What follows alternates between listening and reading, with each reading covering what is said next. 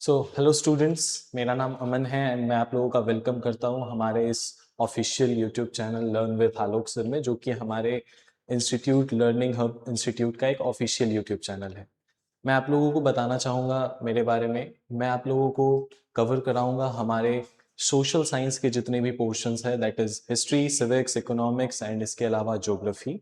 And आज हम लोग स्टार्ट करने वाले हैं इकोनॉमिक्स का हमारा पहला चैप्टर, जो कि है डेवलपमेंट। ओके, इसके अलावा मैं ये बताना चाहूंगा कि हो सकता है आप में से बहुत सारे स्टूडेंट्स ऐसे होंगे जिन्होंने इस चैप्टर को अभी तक पढ़ लिया होगा, क्योंकि अभी जो टाइम है द मंथ ऑफ मई, जो कि ऑलमोस्ट एंड होने वाला है, इस टाइम पे ये चैप्टर ज्यादातर स्टूडेंट्स ने कवर कर लिया होगा। But still, because I am going to starting से स्टार्ट करेंगे, जो कि है हमारा chapter number 1, development. Okay, so चलिए इस चैप्टर को स्टार्ट करते हैं क्लास। सो जो सबसे पहले हम लोग इस चैप्टर को स्टार्ट करेंगे वो एक छोटे से एक्टिविटी से क्लास को स्टार्ट करेंगे।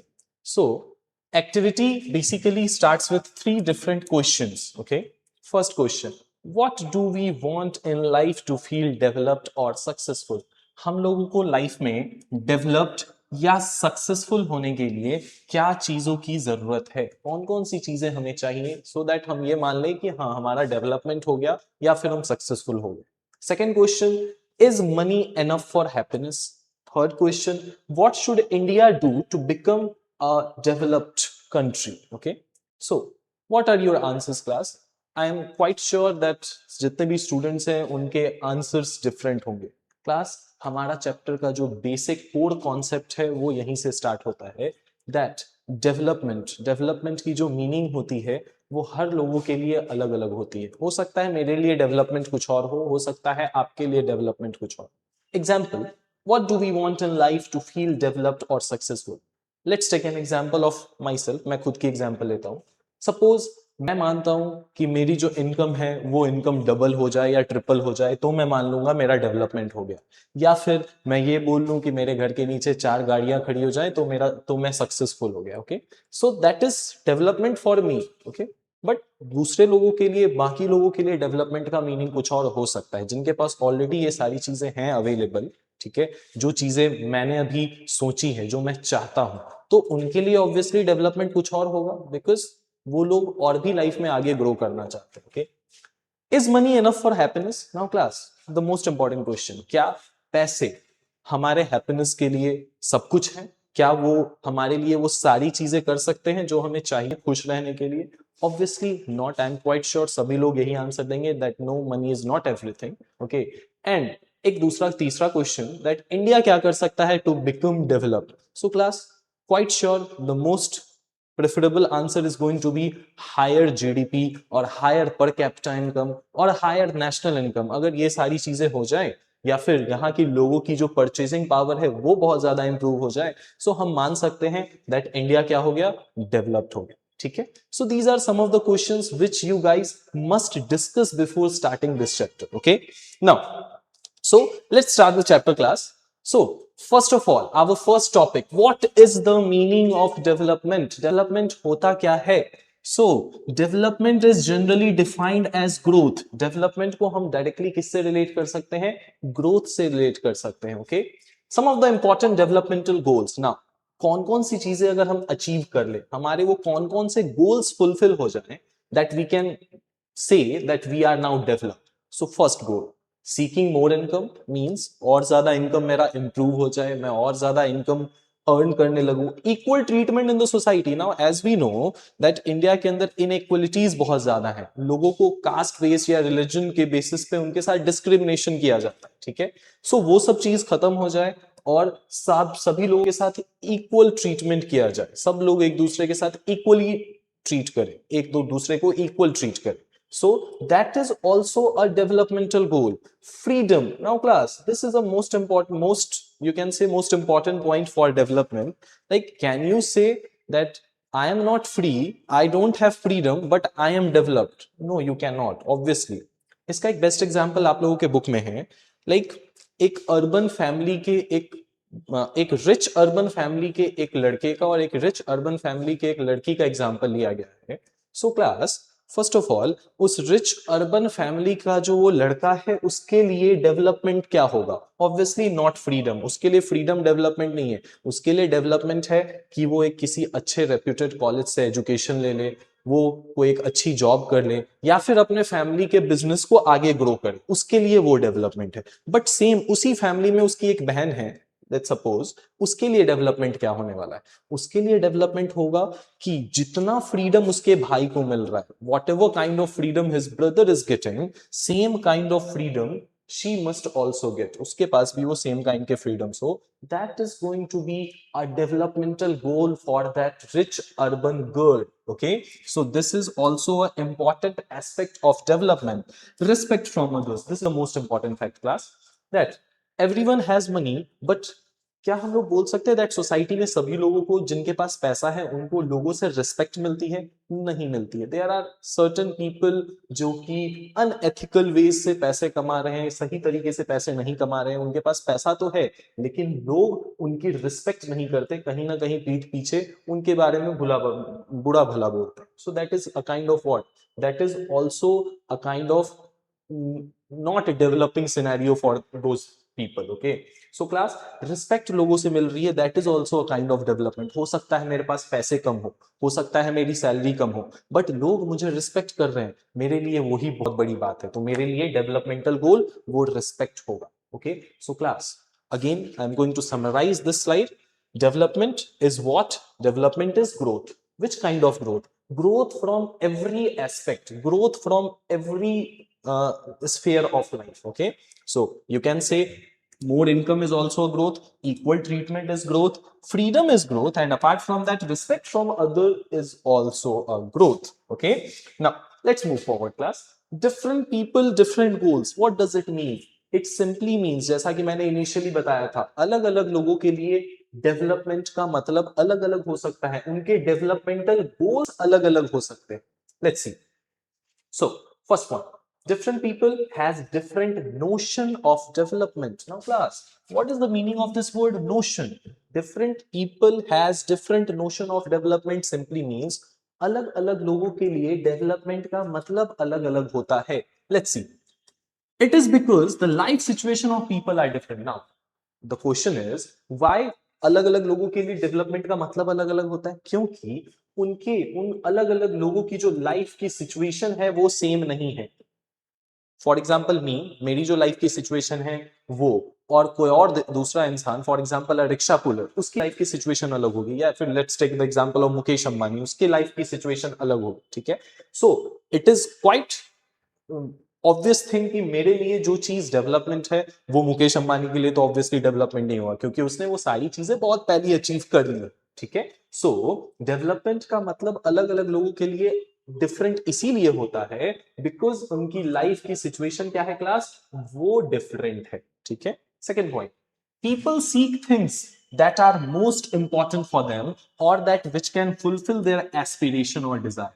लोगों को किस चीज की इच्छा होती है, उन्हें कौन सी चीज चाहिए जो उनके लिए सबसे ज्यादा इंपॉर्टेंट है, या फिर जो उनके एस्पिरेशन, जो उनकी डिजायर्स, जो उनकी इच्छाओं को पूरी कर सके, वो चीजें लोगों को चाहिए। तो हो सकता है जो चीज मुझे चाहिए, जो मेरे लिए डिजायर है, जो मेरे लिए एस्पिरेशन है, वो किसी और पर्सन के लिए ना हो। That is why different people have different kind of developmental goals. Now, most important point class, what may be development for one may not be for other, it may even be destructive for others, ठीक है? मेरे लिए जो development है हो सकता है किसी और लोगों के लिए वो डेवलपमेंट ना हो, इवन वो जो चीज मेरे लिए डेवलपमेंट है वो किसी और के लिए क्या हो, डिस्ट्रक्टिव। डिस्ट्रक्टिव मतलब तबाही, एक तरीके से तबाही हो उनके लिए। फॉर एग्जाम्पल, एक छोटा सा एग्जाम्पल इसके लिए, industrialist want dams for electricity। जो बड़े बड़े इंडस्ट्रियलिस्ट हैं उनको अपनी इंडस्ट्रीज को चलाने के लिए इलेक्ट्रिसिटी चाहिए, सो उन्होंने गवर्नमेंट से डिमांड किया डैम बनाने का, ठीक है? तो गवर्नमेंट ने उनकी डिमांड सुनी और गवर्नमेंट ने डैम्स कंस्ट्रक्ट करवा दिए। But while constructing that dam, what happened class? जिस एरिया में वो डैम बनना था उस एरिया में बहुत सारे ऐसे ट्राइबल कम्युनिटीज रह रहे थे जिनको वो एरिया छोड़ना पड़ा।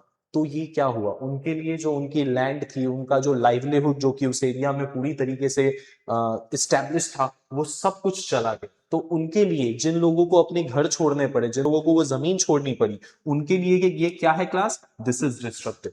So for those industrialist, that was the construction of dam was a development, but for these tribal communities the development of these dams were destructive. Okay, so this is the point. So class, what is the concept behind this?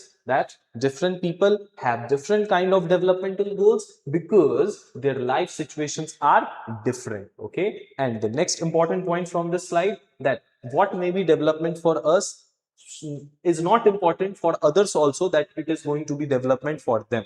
Okay, it may be, maybe it may even be destructive for others. Okay, now coming towards the next part class, income and other goals. Now what is this, let's see. So national development refers to the ability of a nation to improve the lives of its citizens. Now class, national development क्या होता है, इसके बारे में हम लोग discuss करेंगे. Just a minute. Okay, so national development refers to the ability of a nation to improve the life of its citizen. National development simply means उस country के जो government है वो कितनी ज्यादा capable है अपने citizens के lives को improve कर पाने के लिए. अब क्या करेंगे वो जिनसे कि उनके citizens का life improve हो जाए. Class, first point, they can provide better education, they can provide healthcare, they can provide sanitation facilities, they can provide employment, they can provide better public infrastructure. Better public infrastructure, for example, bridges. Apart from that, you can say roads, railway networks. Okay, these kind of things can be the part of public infrastructure. Okay, so if the government is able to provide these kind of things, then we can say that what is going to happen in that particular country, national development is going to occur in that particular country. Okay, so important measures that can be taken for the national development is what class, these points. Okay, apart from that, what is national development? It is basically the ability, means कितनी ज्यादा capable है एक country अपने लोगों के lives को improve करने के लिए. Okay, so that is national development. What measures we can take class for the national development? Better education, availability of healthcare, employment, better public infrastructure, sanitation facility, and so many things. Okay, so this is income. Apart from income, the other goals for the development. Okay, now let's move forward. So the point is how to compare different countries or states. Now class, this is most interesting fact. Let's see. Main indicator to compare countries or states is income.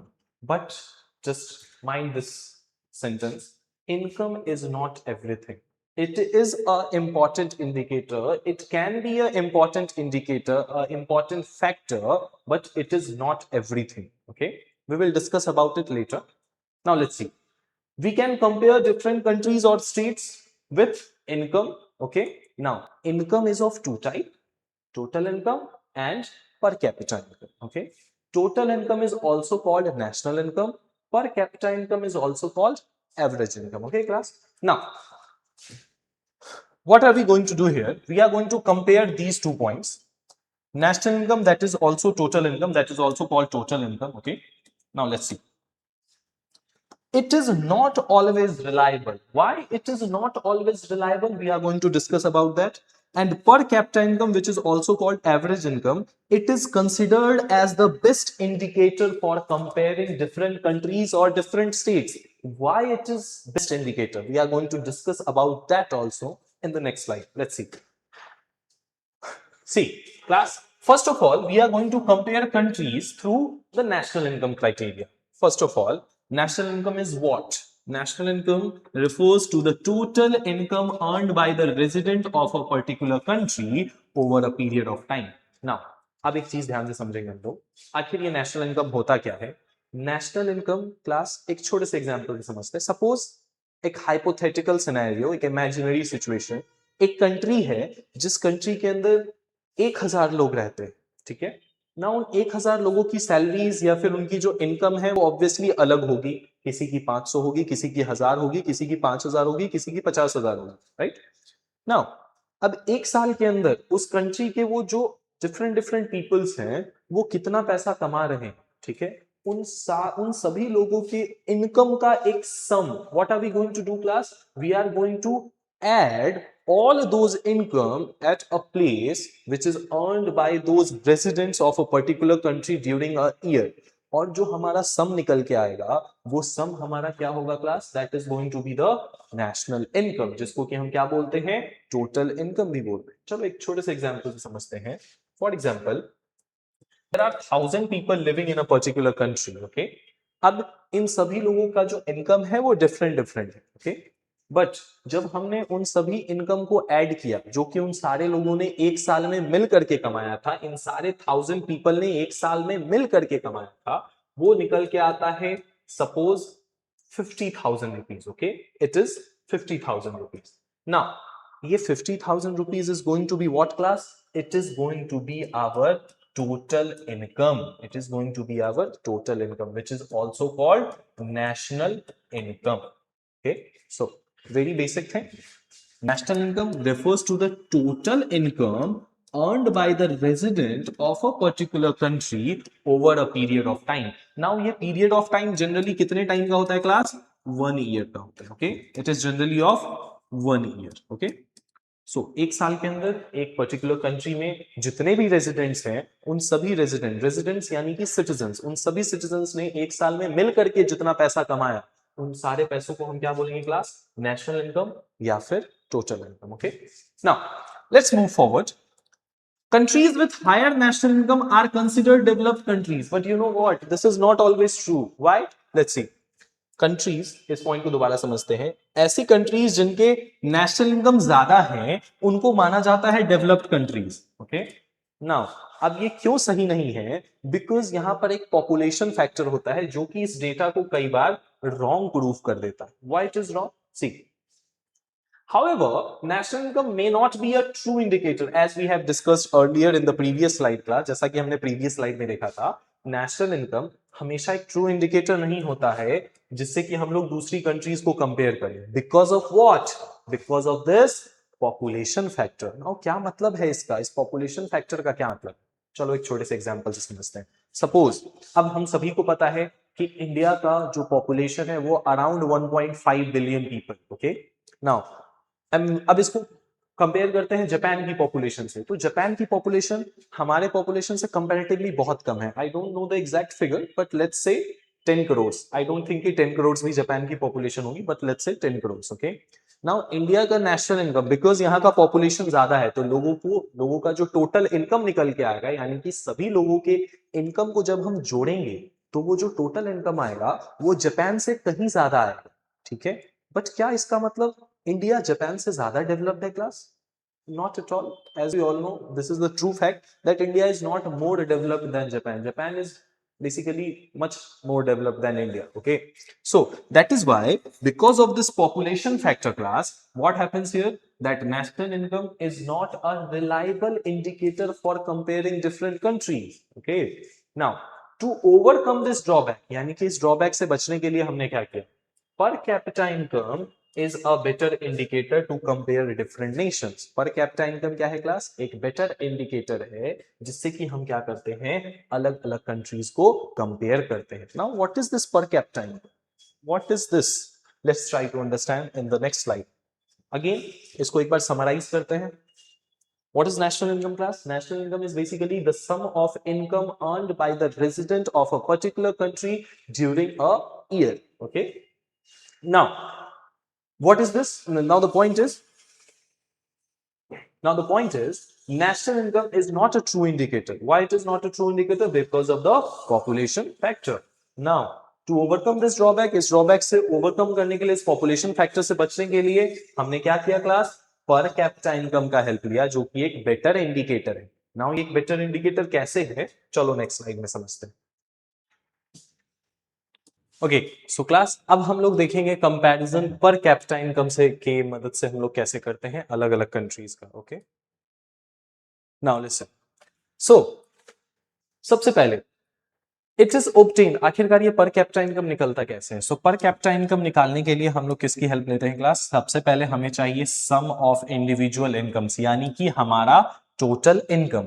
अब इस total income को divide करेंगे उस country के particular population से, उसके बाद जो रिजल्ट आएगा दैट इज व्हाट क्लास? पर कैपिटा इनकम। पर कैपिटा इनकम का सिंपल मतलब, इसको हिंदी में बोलते हैं प्रति व्यक्ति आय, यानी कि एक कंट्री के पर पर्सन का ऑन एन एवरेज इनकम क्या है। That is why average income भी इसको बोला जाता है, क्योंकि हम इसमें क्या पता लगाते हैं, एक कंट्री में एक पर्सन ऑन एन एवरेज कितना पैसा कमा रहा है। ठीक है ना, अब एक एग्जांपल के थ्रू हम लोग पर कैपिटा इनकम और नेशनल इनकम दोनों के बीच का कंपैरिजन समझेंगे कि क्यों आखिरकार जो हमारा पर कैपिटा इनकम है वो एक बेटर इंडिकेटर है। नाउ लेट्स सी, कंट्री ए यहां पर नेशनल इनकम 5000, कंट्री बी यहां पर नेशनल इनकम 4000। अगर इन दोनों डेटा के बेसिस पे हम लोग डिसाइड करें कि कौन सी कंट्री ज्यादा डेवलप्ड है, तो हो सकता है कि फर्स्ट इंस्टेंस में पहली बार में पहली झलक में आप लोग बोले कि नेशनल इनकम जिसका ज्यादा है, यानी कि इनकम जिस कंट्री का ज्यादा है वो कंट्री ज्यादा डेवलप्ड है। लेकिन क्लास द पॉइंट इज, इसकी नेशनल इनकम ज्यादा क्यों है? बिकॉज यहां पर पॉपुलेशन ज्यादा है, यहां पर पॉपुलेशन कम है। What does it mean? 100 people मिलकर के 5000 रुपीज कमा रहे, यहां पर 40 पर्सन मिलकर के 4000 रुपीज कमा रहे। ठीक है, सो जब हम इसको डिवाइड करते हैं, जब हम पर कैपिटा इनकम निकालेंगे, सो पर कैपिटा इनकम इस पर्टिकुलर केस में कंट्री का 50 रुपीज और $50 वॉट एवर इट इज, यहां पर capita income is 100। Now it is clearly showing what? That per capita income is double in this particular country. Okay, so इस case में हम क्या बोलेंगे क्लास? दैट जिस कंट्री की पर कैपिटा इनकम ज्यादा है वो कंट्री ज्यादा डेवलप्ड है, बिकॉज यहां पर पॉपुलेशन फैक्टर काम करता है। Because of this population factor national income ज्यादा आ सकता है, but actual reliable thing is what? The reliable thing is this per capita income. Okay, so what is the conclusion? Country A has higher national income, country B is better off because per capita income is high. वैसे तो ए के case में, country A के case में national income ज्यादा है, but country B उससे कहीं ज्यादा बेटर है बिकॉज यहां पर कैपिटा इनकम ज्यादा है, और पर capita income is a true indicator और a better indicator for development in comparison of national income. Okay, now आते हैं क्लास नेक्स्ट पार्ट पे।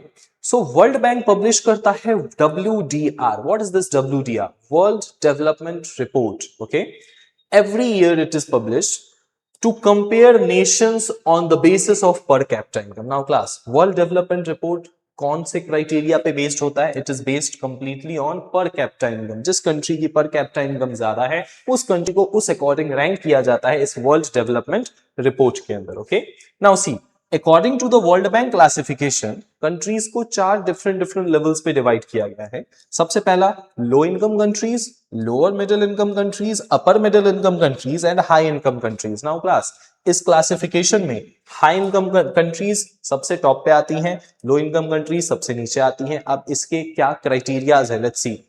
करंट केस में according to recent datas, low income category के केस में वो countries हैं जहां का जो पर कैपिटा इनकम है वो $1135 या उससे कम है। नाउ क्लास, पर कैपिटा इनकम हमेशा एनुअली काउंट होता है। ठीक है, पर पर्सन एनुअली कितना कमा रहे हैं।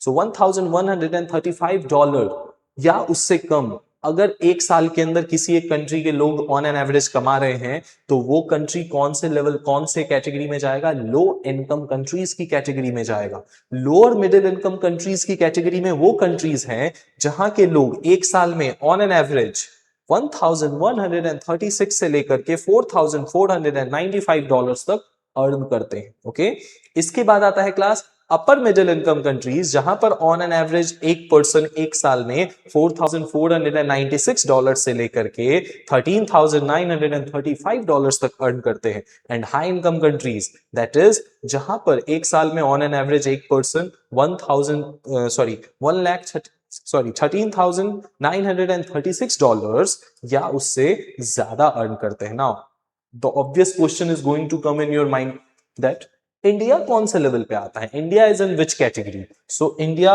Is in the category of low middle income countries with around $2900. $2900 India का ऑन पर कैपिटा इनकम है. It is around $2900. Please check for the exact data. It is around $2900. Okay, and India falls in this category, lower middle income countries. Okay, now I hope you guys have understood this slide. So class, let's move forward. Now we are going to discuss, हम लोग कुछ important terms discuss करेंगे class, जिसमें first important term है infant mortality rate. Now what is this infant mortality rate? It can be defined as the total number of children that die before the age of 1 year out of total born in that particular year. Now थोड़ा सा technical हो गया, इसको और ज्यादा simplify करके समझते हैं class. Suppose आपके लिए मैंने ये एक छोटा सा एग्जाम्पल दिया है. 1000 बच्चों का जन्म हुआ किसी एक रीजन के अंदर. 1000 child birth was there in a specific region, but due to some circumstances what happened class, 30 बच्चे 1 साल के एज से पहले ही उनकी डेथ हो जाती है. ठीक है. और 970 जो बच्चे हैं वो सरवाइव कर जाते हैं. जितने बच्चों की डेथ हो गई, that is infant mortality rate. Class infant means वो बच्चे जिनका एज 1 साल से कम है. मोर्टेलिटी रेट मींस जो बच्चे मर जा रहे हैं. मोर्टेलिटी रेट मतलब मरने की संख्या. ठीक है. डेथ का नंबर. ओके. इन्फेंट बच्चों के डेथ का number we are discussing here. Okay. Class ये क्या है? Total number of children that die before the age of 1 year out of total born in that particular year, that is called infant mortality rate. एक example से समझते हैं. Question मैंने आप लोगों के लिए यहां पर प्रिपेयर किया है. if a specific region records 150 infant deaths under the age of 1 and 6000 live births in a single year, the calculation is, means what is going to be the infant mortality rate? So class, the basic calculation, what are we going to do? The number of child who have died, okay, divided by total live births into 1000. Why 1000 class? Because infant mortality rate हमेशा per 1000 में हम calculate करते हैं. ठीक है. What are we going to do now? The simple calculation. Okay. Now what is going to happen class here? Sorry, 5. Okay, so the calculation is 25. means in this area, in this particular region, जो भी particular region के हम लोग के बारे में हम लोग डिस्कस कर रहे हैं, वहां पर 25 is what? 25 is the infant mortality rate. means 25 children are dying on per 1000 live birth. पर 1000 बच्चों के जन्म पे ऑन एन एवरेज कितने बच्चे की डेथ हो जाने वाली है class? That is 25 child. Okay, so this is infant mortality rate. Simply the total number of children that die before the age of 1 year out of total born in that particular year. ठीक है. एक साल के अंदर एक पर 1000 बच्चों के जन्म में 25 बच्चे मर जा रहे हैं. that is what? That is the infant mortality rate in this particular example. Okay, now class, let's move forward. What is this literacy rate now? See, literacy rate क्या होता है? It can be defined as the proportion of literate population in the age group of 7 years and above. India के अंदर जो literacy rate को हम define करते हैं, means what are the criteria for telling that yes this person is literate. ये person पढ़ा लिखा है, ये बच्चा पढ़ा लिखा है, या फिर ये इंसान पढ़ा लिखा है. कोई तो क्राइटेरिया होगी. So the basic age criteria first of all, that person must be of 7 year or above 7 years of age. Okay, now apart from that age criteria, वो जो पर्सन है वो उसको लिखने आना चाहिए, उसको पढ़ने आना चाहिए, और जो भी चीज वो लिख या पढ़ रहा है वो उसको समझ में आना चाहिए. ठीक है. Means what? In India, a person is considered literate if they are aged above 7 or above. उनका एज 7 साल या उससे ज्यादा है. वो किसी भी एक लैंग्वेज में कोई भी चीज पढ़ पा रहे हैं, कोई भी चीज लिख पा रहे हैं और उसको समझ पा रहे हैं. So this is going to be what? ये जो पर्टिकुलर पर्सन होंगे, उन पर्सन को हम क्या बोलेंगे क्लास? एक लिटरेट पर्सन बोलेंगे, यानी कि एक पढ़ा लिखा इंसान. Okay, this is the only criteria. Now comments में बताइएगा आप लोग कि क्या ये क्राइटेरिया सही है या फिर इसको चेंज करना चाहिए, और it should be change. According to me it must be change, because सिर्फ इस बेसिस पे कि वो इंसान 7 साल से ऊपर है, वो लिख सकता है और पढ़ सकता है और उस चीज को समझ सकता है, सिर्फ इस बेस पे हम लोग एक पर्सन को लिटरेट नहीं बोल सकते हैं। इट शुड बी, इसकी जो क्राइटेरिया ये थोड़ी और इंक्रीज एनहांस कर देनी चाहिए। Okay, now so class, literacy rate क्या है? एक किसी भी पर्टिकुलर रीजन में एक पर्सन जो पढ़ सकता है, लिख सकता है, समझ सकता है चीजों को, और उसका एज 7 ईयर या उससे ज्यादा है, तो वो पर्सन क्या होगा? वो पर्सन एक लिटरेट पर्सन होगा। और इसी पर्सन के परसेंटेज को, सपोज इंडिया के अंदर, जस्ट एक हाइपोथेटिकल सिनेरियो, इंडिया के अंदर कोई एक पर्टिकुलर रीजन है जहां पर 1000 पीपल्स हैं, 1000 लोग रहते हैं। उन 1000 में से 800 ऐसे लोग हैं, 800 पीपल्स आर लाइक दैट, जो कि इन सारे क्राइटेरियाज को फुलफिल कर रहे हैं। Then what can we say that what is the literacy rate of that particular region? 80% is the literacy rate of that particular region, क्योंकि 800 लोग, जो 800 पीपल है, वो चीजों को समझ, पढ़ पा रहे हैं, लिख पा रहे हैं, समझ पा रहे हैं, और उनका एज 7 साल या उससे ज्यादा है। तो ऐसे लोग 1000 में 800 हैं। So 80% is going to be what class? Our literacy rate. Okay, this is done. Now, let's move forward. What is this net attendance ratio now? This is the most important point. Net attendance ratio. It is defined as the total number of children of a particular age group attending school out of total number of children in the same age group. Now, एक छोटे से example से समझते हैं. Let's take an age group of 14 to 17 years of students. Okay, the children of 14 to 17 years. Okay, now suppose 14 to 17 years के जो बच्चे हैं किसी भी एक रीजन में, वो बच्चे 100 हैं. Okay, there are 100 students who are in this age group. Okay, but out of this 100 students, only 60 students are going to school. Okay, and rest 40 students are not. So ये जो 60 है, this number is going to be what? This is going to be our net attendance ratio. Let's see. It is defined, again I am going to repeat this point. It is defined as the total number of children of a particular age group attending school out of total number of children in the same age group. ठीक है, मतलब जो same age group में total number of students हैं, उनमें से कितने बच्चे स्कूल जा रहे हैं, स्कूल अटेंड कर रहे हैं, इन्हीं स्टूडेंट्स के नंबर को, the percentage of those students is known as what? Net attendance ratio. Okay, now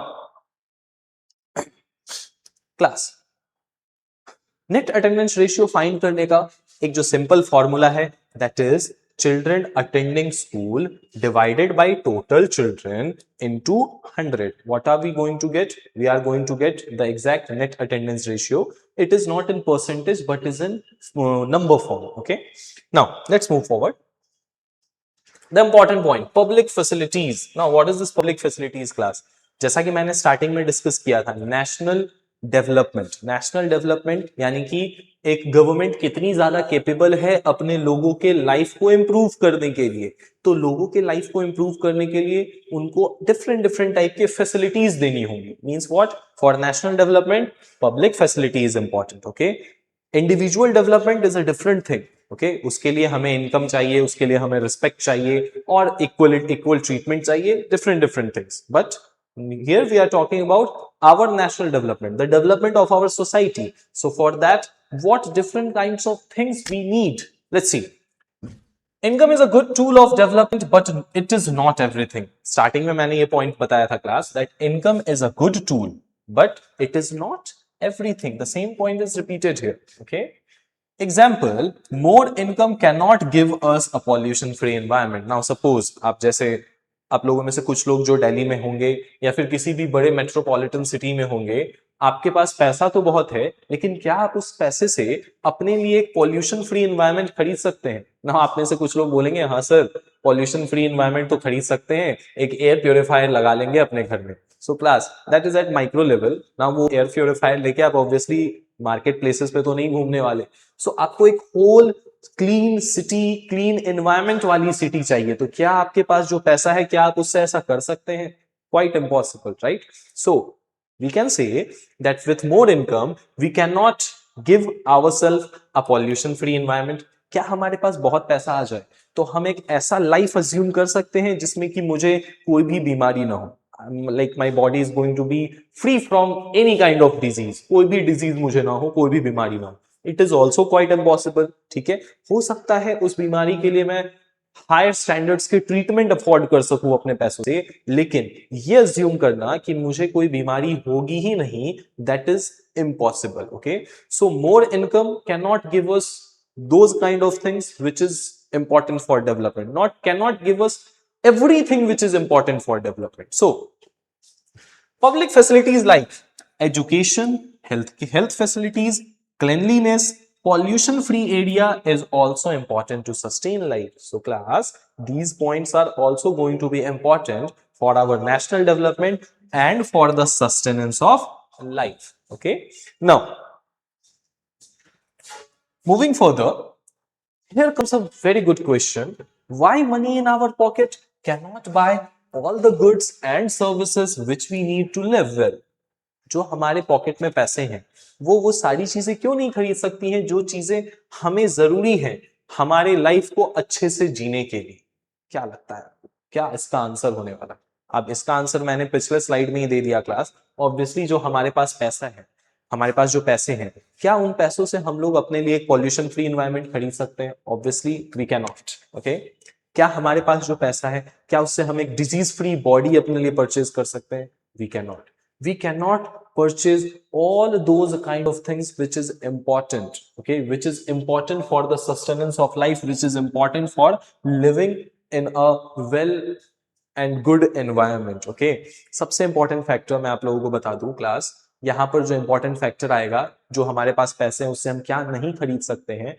So the important thing which is going to come here, that is clean environment. Okay, else everything I can say is all those kind of materialistic things you guys can afford. जो भी material objects हैं आप लोग खरीद सकते हैं, but इसके अलावा material object के अलावा जो भी non material objects हैं वो चीजें आप लोग शायद नहीं खरीद सकते. फॉर एग्जाम्पल, हो सकता है आप में से कोई ऐसे लोग हो जिन्होंने अपने किसी लव्ड वन को हाल ही में खोया हो. ठीक है, अब आपका ऐसा मानना है कि अगर वो इंसान मेरे जीवन में होता, मेरे लाइफ में होता, तो मेरा जिंदगी तो बहुत अच्छा होता.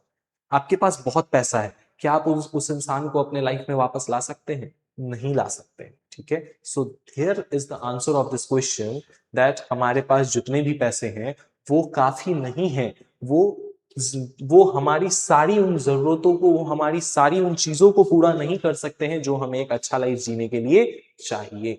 Okay, so this is the point. Now best methods to measure development. Now class, development measure करने के लिए सबसे बेस्ट मेथड कौन सा है? सी, ह्यूमन डेवलपमेंट रिपोर्ट और human development index, okay, is one of the best method to measure the development. Human development index या फिर ह्यूमन डेवलपमेंट, जो हमारा ह्यूमन डेवलपमेंट इंडेक्स है, ये सबसे बेस्ट मेथड होता है किसी भी कंट्री के डेवलपमेंट को देखने के लिए. ठीक है, क्यों? सिर्फ पर कैपिटा इनकम तो काफी था ना?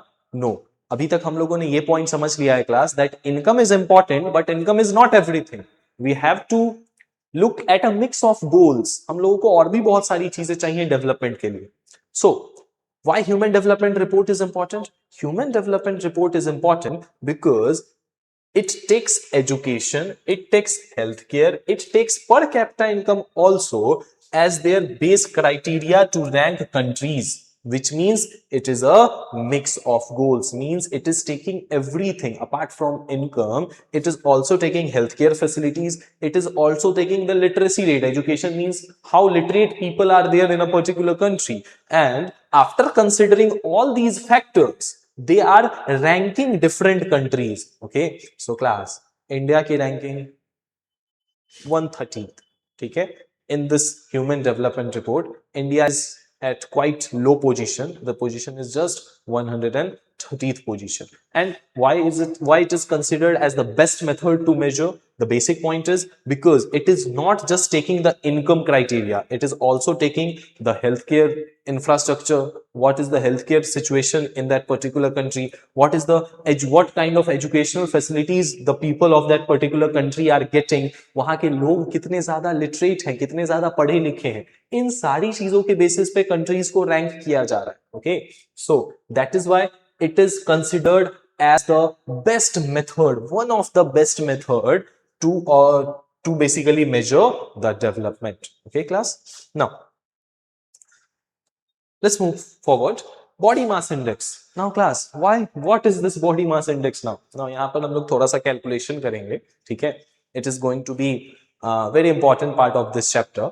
Body mass index simply ये बताता है कि एक कंट्री के लोग कितना ज्यादा नरिश्ड है, मतलब कि उन लोगों को नरिशमेंट प्रॉपर मिली है या नहीं, उस चीज को हम यहाँ पर समझेंगे class.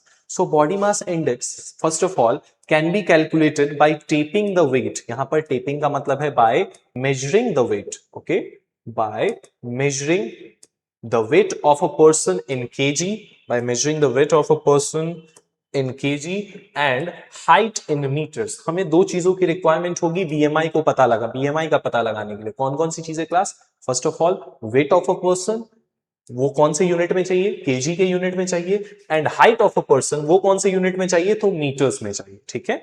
Now next what, when we will get these two things, now उसके बाद क्या करना है? So we have to divide the weight by the square of the height. See here is the simple formula. We have to divide the weight by the height. Square का जो height है उसको हमें उसको क्या करना है? डिवाइड करना है. अगर the result, if the result is less than 18.5, अगर रिजल्ट 18.5 या उससे कम है, देन वो पर्सन क्या है? अंडर नरिश्ड है, मतलब वो ठीक से खाता पीता नहीं है, उसको खाने पीने की जरूरत है. ठीक है, थोड़े नरिशमेंट की जरूरत है उसको. Okay, now if the result is more than 25, then what is going to happen class? The person is overweight. अगर रिजल्ट 25 से ज्यादा आया, ठीक है, सो वो पर्सन ओवरवेट है, यानी कि उसे थोड़े एक्सरसाइज की जरूरत है. ठीक है. नाउ व्हाट इफ जो रिजल्ट है वो 18.5 से 25 के बीच में है, then that person will be considered as healthy or a normal person. अगर हमारा जो बीएमआई का जो डेटा निकल के आता है वो 18.5 से 25 के बीच में है, then that person will be considered as a normal person or a healthy person. अगर 25 से भी बहुत ज्यादा है क्लास, that is overweight. 25 के बाद 30 के नंबर को भी उसने क्रॉस कर दिया, then that is a kind of obesity. Obesity means simply fat बहुत ज्यादा है उसके बॉडी में, एंड 35 से भी ज्यादा पहुंच गया, then extreme obesity. ठीक है, कुछ तो बहुत जल्दी करने की जरूरत है उस पर्सन को. ठीक है. Now class, so body mass index ऐसे तो समझ में आएगा नहीं, तो एक छोटे से एग्जाम्पल से हम लोग इसको समझेंगे. हम लोग, चलो ठीक है, मैं अपना ही एग्जाम्पल लेके आप लोगों को समझाता हूं. Let's take a very quick example. Okay, so class what do we need? Simply हम लोग बात करते हैं सबसे पहले हाइट हमें चाहिए. ठीक है. नाउ हाइट मुझे पता है दैट मेरी हाइट है 5 फीट 8 इंचेस. वैसे इससे थोड़ी सी ज्यादा है क्लास. ठीक है, एक छोटा सा एग्जाम्पल लेते हैं 5 फीट 8 इंचेस का. ठीक है. So 5 feet 8 inches is our height, but the point is here that हमें height किस यूनिट में चाहिए? मीटर्स में चाहिए. So first of all what we have to do class, हमें इसको मीटर्स में चेंज करना होगा. ठीक है. तो मीटर में चेंज करने के लिए जो सिंपल फॉर्मूला है क्लास, वो सिंपल फॉर्मूला क्या है मैं आप लोगों को बताता हूं. सबसे पहले फीट को मीटर में चेंज करेंगे, फिर उसके बाद की इंचेस को मीटर में चेंज करेंगे, और बाद में उन दोनों को हम जोड़ देंगे, ऐड कर देंगे, तो हमें टोटल डेटा मिल जाएगा कि आखिरकार क्या डेटा है. ठीक है. सो फीट टू मीटर हमें ये चाहिए. ठीक है. तो हमारे पास 5 फीट है. ओके, तो फीट टू मीटर जाने के लिए हमें क्या करना होता है? जो फीट है उसको हमें मल्टीप्लाई करना होता है 0.348. Just a minute, it is 0.3048 class. Okay, 3048. Okay, so हम क्या करेंगे? जो भी फीट है, सी इसके लिए हमें क्या करना होगा? Feet into 0.3048. okay, we have to do this. so feet कितना है? 5. इसको मल्टीप्लाई करेंगे किससे? 0.3048 से. ठीक है. अब जब हम इसको मल्टीप्लाई करते हैं तो इसका जो नंबर निकल के आएगा, it will be around 1.524. ठीक है, it is going to be around 1.524. अब ये 1.524 क्या आ गया हमारे पास? ये क्या आ गया क्लास? मीटर आ गया. ठीक है, this is metre. Now next point, ये तो हमने फीट को मीटर में चेंज कर लिया, बट इंचेस को भी मीटर में तो चेंज करना है. तो इंचेस को मीटर में चेंज करने के लिए हम क्या करते हैं? इसके लिए भी हमें इंचेस को मल्टीप्लाई करना होगा. इसके लिए हम इंचेस को मल्टीप्लाई करते हैं.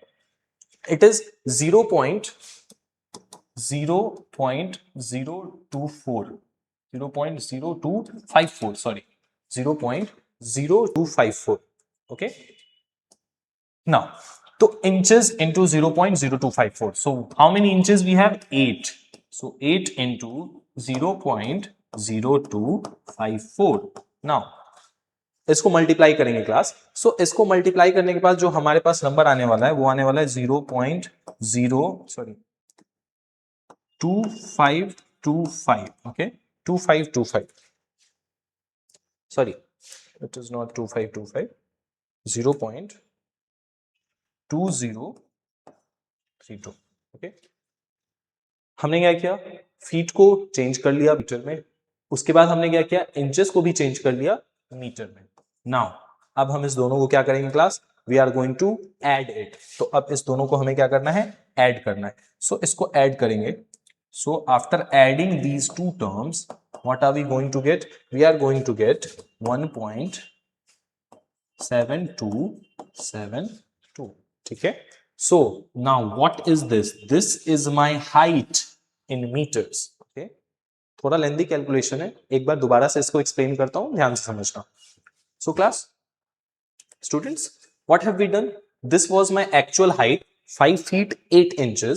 इस 5 feet 8 inches को मुझे कन्वर्ट करना था मीटर में. ओके, सो मीटर में कन्वर्ट करने के लिए फर्स्ट ऑफ ऑल फीट से मीटर में जाने के लिए मुझे क्या करना है? फीट को मल्टीप्लाई करना है इंटू 0.3048. सो मैंने फीट को मल्टीप्लाई किया 0.3048 से, हमारे पास नंबर आया 1.524 मीटर. ओके, नाउ अब इसके बाद मुझे इंचेस को भी कन्वर्ट करना है मीटर में. तो इंचेस को मीटर में कन्वर्ट करने के लिए इंचेस जितना भी हमारे पास है उसको हम मल्टीप्लाई करेंगे 0.0254 से, और ये करने के बाद हमारे पास जो नंबर आया वो आया 0.2032.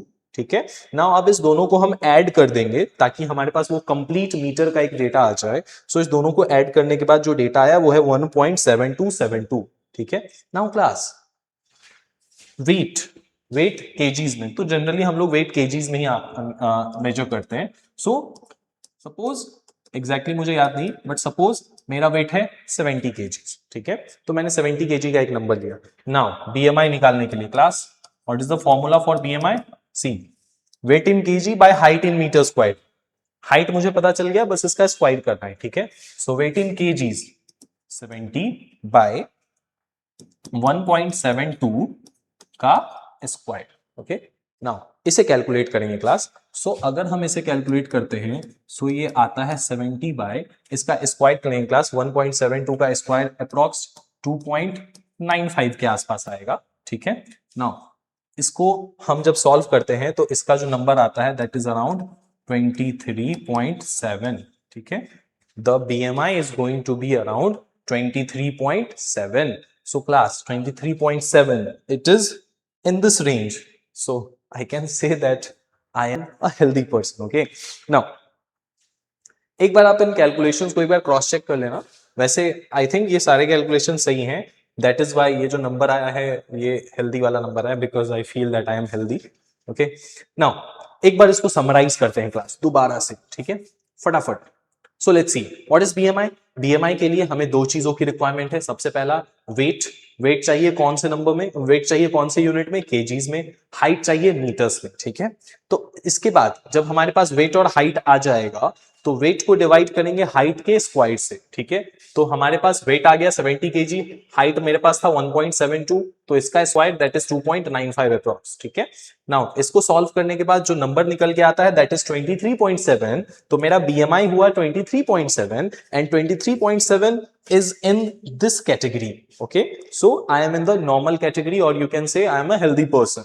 अगर किसी का वेट, आप लोगों में से किसी का वेट 18.5 से कम आता है तो प्लीज खाना पीना शुरू कर दो. और किसी का वेट अगर, किसी का बीएमआई अगर 25 या उससे ज्यादा आता है तो आप लोग प्लीज क्या करिए, थोड़ा साइकिलिंग या रनिंग शुरू कर दीजिए. Okay, now class, so this was about body mass index. Now body mass index हमें बताता क्या है? बॉडी मास इंडेक्स हमें ये बताता है क्लास कि एक रीजन के अंदर आखिर कितने ज्यादा लोग हेल्दी हैं. ठीक है, that is also, health is also, proper nutrition is also a very important criteria for development. Okay, now let's move forward class. What is this sustainable development? Now क्या है ये sustainable development? Sustainable development simply means, यहां पर 3 important factors को मैं add करना चाहूंगा। सबसे पहला, using resources for our development, and while using those resources we have to keep in mind that those resources are preserved, means we are not exploiting the resources, we are keeping those resources for our future generation also. Okay, class C, sustainable, sustain plus able development. Okay, now what does it mean? Means ऐसी development जो लंबे time तक क्या हो सके, sustain कर सके, continuous रह सके, continuous development. Now class, can you guys imagine a development without resources? क्या कोई भी ऐसे डेवलपमेंट है जो कि बिना रिसोर्सेज के पॉसिबल है? It is quite impossible. We can not develop without using any kind of resource. Okay, why I am saying this? क्या डेवलपमेंट है हमारे लिए या फिर हमारे कंट्री के लिए? अच्छे roads, bridges, apart from that better public infrastructure, transportation facilities, क्या इन सारी चीजों के लिए हमें अलग अलग टाइप के रिसोर्सेज की जरूरत नहीं है? ऑब्वियसली हमें रिसोर्सेज की जरूरत है। एंड अगर हम उन रिसोर्सेज का यूज आज कर रहे हैं हमारे डेवलपमेंट के लिए और उन रिसोर्सेज को हम सेव नहीं कर रहे हैं फ्यूचर के डेवलपमेंट के लिए, so what is going to happen in future? Simply the development is going to be stopped. Development will be stagnant. वो रुक जाएगा, वो थम जाएगा। मीन्स हमारे फ्यूचर जनरेशन आगे डेवलप नहीं कर पाएंगे। So that is why it becomes very important कि हम हमारे रिसोर्सेज को बहुत ही ज्यादा जुडिशियली यूज करें ताकि वो रिसोर्सेज हमारे फ्यूचर जनरेशन के लिए भी सेव रहें और वो भी आगे फर्दर डेवलप कर सके। ठीक है, now so the point is, what is sustainable development now? It is an approach of progress, a kind of progress that meets the needs of present. हमारे needs को भी वो पूरा कर रहा है without compromising the needs of future generations, और future generation के needs को भी वो fulfill करेगा in the upcoming future. हम लोग यानी कि resources का use अपने development के लिए भी कर रहे हैं, and apart from that उन resources को अपने future generations के लिए भी save करके रख रहे हैं ताकि वो भी further develop कर पाए। That is the most important point. Okay, now class, one more thing I would like to add here, that while using resources for our development, we are obviously keeping in mind for our future generations also, to preserve it for our future generation also.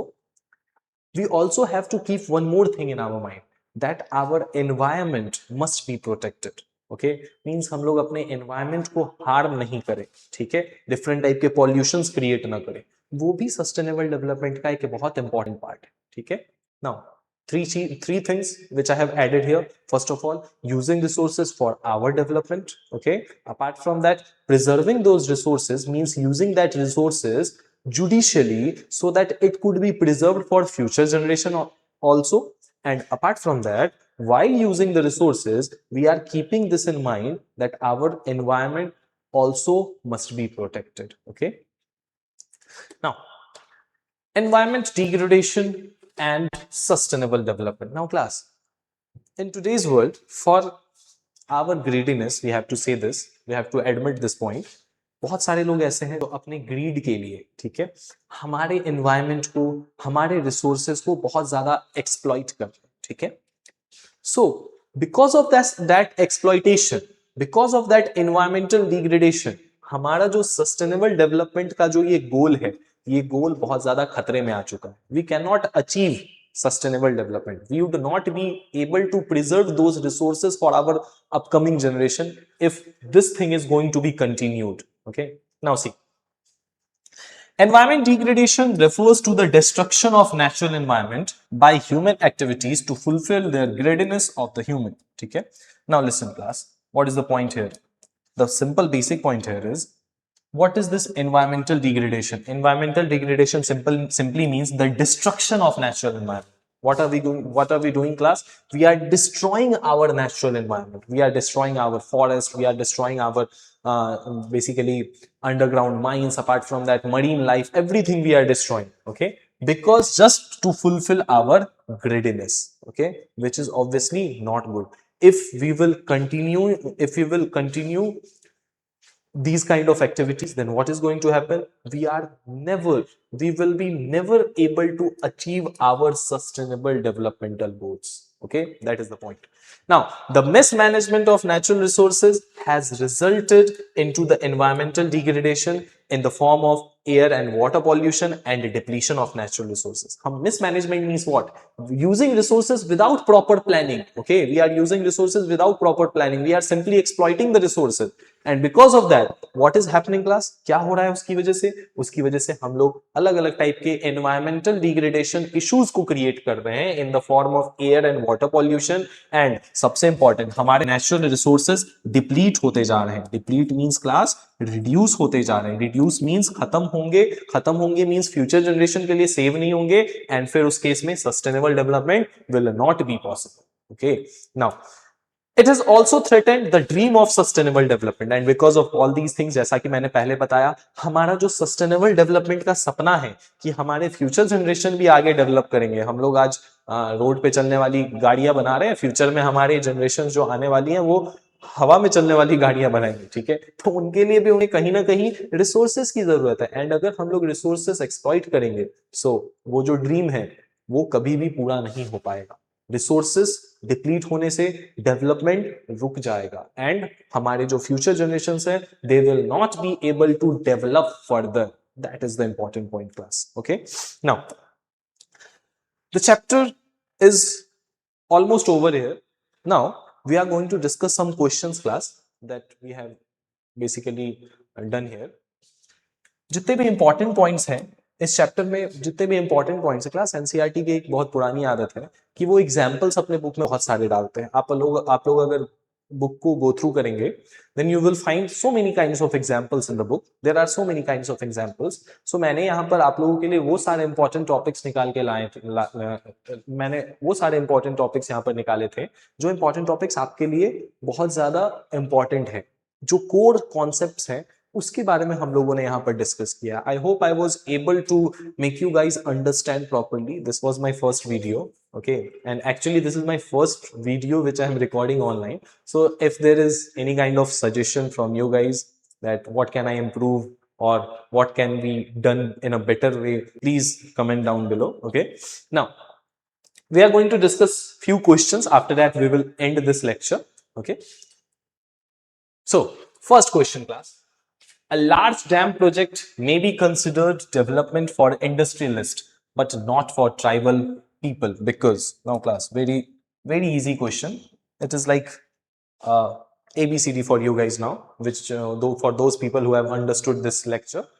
So एक large dam project एक developmental activity है. किसके लिए? Industrialist के लिए. एक development का काम है इंडस्ट्रियलिस्ट के लिए, लेकिन ट्राइबल्स के लिए नहीं. क्या रीजन है इसका? What is the reason behind this class? There are the options. Tribals prefer industries. क्या ट्राइबल्स को इंडस्ट्रीज की जरूरत है? Obviously no. Industrialist oppose electricity generation. Industrialist को तो इलेक्ट्रिसिटी की जरूरत है. Why are they going to oppose them? They are simply not going to oppose them ना. अपोज देम मींस उनके खिलाफ बात करना. सो इंडस्ट्रियलिस्ट इलेक्ट्रिसिटी जनरेशन को कभी अपोज नहीं करेंगे. Development for one group may be harmful to other. Next point, tribals do not use natural resources. Obviously, tribal communities also use natural resources. They are living in outskirts areas जहां पर वो ज्यादातर time जो भी forest products हैं उन पे ही dependent होते हैं, एंड वो फॉरेस्ट प्रोडक्ट्स भी क्या है क्लास? नेचुरल रिसोर्सेज के ही एग्जांपल्स हैं. ठीक है, so the correct option is going to be the C number. Development for one group may be harmful to another. जैसा कि ये सेम एग्जांपल हम लोगों ने चैप्टर के अंदर भी डिस्कस किया क्लास, दैट डेवलपमेंट इंडस्ट्रियलिस्ट के लिए है बट ट्राइबल्स के लिए वो नहीं है, क्योंकि उसकी वजह से उनको अपना घर, उनको अपनी जमीनें सब कुछ छोड़नी पड़ेगी, तो वो उनके लिए क्या है? हार्मफुल है. So the correct option is option number C. Class, बहुत बार मैंने ये चीज अपने नॉर्मल क्लासेस में भी बताई है, that never try to find the correct answer, or basically when the point comes when you are not able to find the correct answer, try to find the basically incorrect answers. Just try to eliminate the incorrect ones and you will automatically find the correct answer. Okay, now why is per capita income preferred over national income for comparing countries. Class, per capita income is a better indicator for comparing countries. We have discussed it. Why? What is the major reason behind it? See, it measures literacy rate. What are we going to do with per capita income? नाम में ही income है. So class, income कभी भी literacy rate को उनका पता नहीं लगाता है. It accounts for population differences. Now here is the point. National income यहां पर पॉपुलेशन फैक्टर होता है class. Here is the population factor, but उस पॉपुलेशन फैक्टर को हम एलिमिनेट कहां पे कर देते हैं? पर कैपिटा इनकम के केस में एलिमिनेट कर देते हैं. So basically population factor is also considered. जो भी पॉपुलेशन डिफरेंसेस है वो कंसिडर किए जाते हैं in the case of per capita income. That is why it is a better indicator for comparing different countries on the basis of income. So the correct option is going to be B. चलो next options भी देख लेते हैं. It measures public facilities. Obviously not. Income public facilities को कभी measure नहीं करेगा. It is always higher than national income. No, not always. कभी नहीं. ठीक है, कभी भी per capita income ज्यादा national income से ज्यादा नहीं हो सकता है, because national income is the sum of the income of all the individuals. Okay, and हम लोग पर कैपिटा इनकम के लिए क्या करते हैं? उस सम को डिवाइड करते हैं पॉपुलेशन से, और डिवाइड करने के बाद नंबर कभी भी नेशनल इनकम जो टोटल इनकम है उससे ज्यादा आ ही नहीं सकता है. So this is also wrong. Now if country A has national income twice that of country B but 4 times the population, then now class, एक कंट्री है जहां का नेशनल इनकम 2 गुना है किसके मुकाबले? कंट्री बी के मुकाबले. ठीक है, लेकिन वहां की जो पॉपुलेशन है वो 4 times है. Then in that case what is going to happen? क्या होगा? Country A has a higher per capita income. Country A के पास हायर पर कैपिटा इनकम है. क्लास ध्यान से समझो question. Country A has national income twice. Country A का national income क्या है? नेशनल इनकम 2 times है. ठीक है, लेकिन किसके कंपैरिजन में? कंट्री बी के कंपैरिजन में. लेकिन जो पॉपुलेशन है वो कंट्री बी के कंपैरिजन में पॉपुलेशन जो है वो 4 times है. ठीक है, तो इस केस में क्या होगा? Country A has higher per capita income कभी नहीं हो सकता. ठीक है, हायर पर कैपिटा इनकम क्यों नहीं होगा? क्योंकि पॉपुलेशन 4 times है. ठीक है, country B as higher per capita income. Yes, country B going to have higher per capita. Equal per capita income, population अलग अलग है, कभी नहीं हो सकता. कंपैरिजन इज इम्पॉसिबल, ये भी ऑप्शन गलत है. सो हमारा करेक्ट आंसर क्या होने वाला है class? That country B has a higher per capita income, क्योंकि वहां की पॉपुलेशन कम है. ओके, भले ही वहां की नेशनल इनकम कंट्री ए के मुकाबले से ज्यादा है, सॉरी कंट्री ए के मुकाबले से वहां की नेशनल इनकम कम है, बट उस केस में वहां की पॉपुलेशन कम है. पॉपुलेशन भी ऑलमोस्ट 1/4 है. ठीक है, so in that case what is going to happen? इस कंट्री का जो हमारा पर कैपिटा इनकम है कंट्री नंबर बी का वो ज्यादा होगा. ठीक है, now next question. The world bank classifies countries primarily on the basis of. World bank कौन से बेसिस पे क्लासिफाई करता है कंट्रीज को? So class, world bank classify करता है on the basis of per capita income. जैसा कि हम लोगों ने पहले डिस्कस किया था, देयर वर 4 कैटेगरीज. ठीक है, जिसमें कि हमारे low income countries, low middle income countries, high income countries, ऐसे करके टोटल 4 कैटेगरीज बने हुए. ठीक है, now which of the following indicators directly reflects the health status of a country? कौन सी चीज है जो एक कंट्री के हेल्थ स्टेटस के बारे में बताती है? क्या नेट अटेंडेंस रेशियो? नहीं, ये कंट्री के लिटरेसी रेट को बताता है, कंट्री के अंदर एजुकेशन सिस्टम को बताता है. लिटरेसी रेट ये भी नहीं बताता है. इसके अलावा नेशनल इनकम, ये तो इनकम से रिलेटेड है, तो ये भी नहीं बताता है. सो class, correct answer is going to be infant mortality rate, जो कि वहां के हेल्थ स्टेटस को बताएगा. इन्फेंट मोर्टेलिटी रेट जितना ज्यादा कम होगा उस कंट्री का हेल्थ स्टेटस उतना ज्यादा क्या होगा क्लास? अच्छा होगा. जितने कम बच्चों की डेथ हो रही है, इसका मतलब उस कंट्री का हेल्थ स्टेटस उतना ज्यादा अच्छा है. ठीक है, that is the point. Now, coming towards the next question, the Human Development Index is considered a better measure because it includes. कौन कौन सी चीजें included होती हैं? अभी हमने पढ़ा है क्लास, यहां पर included होती है income, exports, imports. Obviously no, export imports नहीं होते. Income, education and health, this is correct. ठीक है। हम लोग यहाँ पर इनकम के बारे में भी बात करते हैं, दैट इज पर कैपिटा इनकम, एजुकेशन यानी कि लिटरेसी रेट, हेल्थ स्टैंडर्ड्स की भी के बारे में भी डिस्कस करते हैं, population, area and income. Class area is the wrong factor, तो ये नहीं होगा। लिटरेसी, इन्फ्लेशन एंड एम्प्लॉयमेंट, यहाँ पर हम लोग इन्फ्लेशन और एम्प्लॉयमेंट की बात नहीं करते हैं। So class correct answer is what? Correct answer is answer number B, that is human development index कौन कौन सी चीजों को अपने अंदर लेके चलता है? That is income, education and health. Okay, now the last slide of the question class, which of the following is an example of public facility? public facility का example कौन है? Personal car. पब्लिक फैसिलिटी यानी कि जो भी चीजें हमें government से मिल रही है। क्या पर्सनल कार गवर्नमेंट दे रही है? Obviously not class, this is no. Private bank account, क्या ये सही है? प्राइवेट बैंक यानी कि एक पर्सन का एक पर्सनल बैंक अकाउंट, ये भी गलत है। Government hospital, yes this is the part of public facility, क्योंकि गवर्नमेंट हॉस्पिटल नाम ही गवर्नमेंट हमें प्रोवाइड कर रही है, so this is correct. Mobile phone personal level पे यूज होता है, so this is also not a public facility. Okay, next question, which statement is correct regarding income and development? कौन सा स्टेटमेंट सही है? C, income is the only criteria of development. No, wrong. हम लोगों ने discuss किया that income is a important criteria but not a single criteria. Higher income guarantees happiness. Higher income guarantees happiness? No class, because हम लोगों ने वो question discuss किया था that money, why money in our pocket can not buy everything which we need in life. Okay, so money cannot buy happiness first of all. Income is important but not the sole indicator of development. Now this is the correct statement, okay, that income important है but इकलौता indicator नहीं है development का। okay, development and income are unrelated, गलत बात, ठीक है। development कहीं ना कहीं income से related है। development means growth and growth means high income. okay class, now next point, Which of the following threatens sustainable development the most? कौन सा ऐसा चीज है जिससे कि सस्टेनेबल डेवलपमेंट सबसे ज्यादा खतरे में? C, proper resources management. Proper resource management होगा तब तो सस्टेनेबल डेवलपमेंट हम अच्छे से परफॉर्म कर सकते हैं, सस्टेनेबल डेवलपमेंट गोल्स को हम मीट कर सकते हैं। So this is incorrect. Environmental conservation, environment को कंजर्व करेंगे तो हमारा सस्टेनेबल डेवलपमेंट खतरे में थोड़ी ना जाएगा कभी भी, तो ये भी गलत। Over exploitation of natural resources, ये सही है, इसकी वजह से हमारा सस्टेनेबल डेवलपमेंट खतरे में है।